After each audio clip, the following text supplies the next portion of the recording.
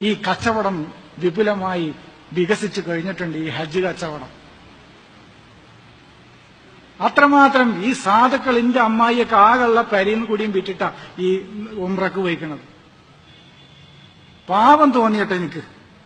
എന്നിട്ട് അവിടുന്ന് കൊണ്ടുവന്നിക്ക ഈ മറ്റേ സംസം വെള്ളം മൂത്രമൊഴിക്കാൻ പോയി. ഞാൻ അതുകൊണ്ട് പേടില്ലട, എനിക്ക് പേടില്ല.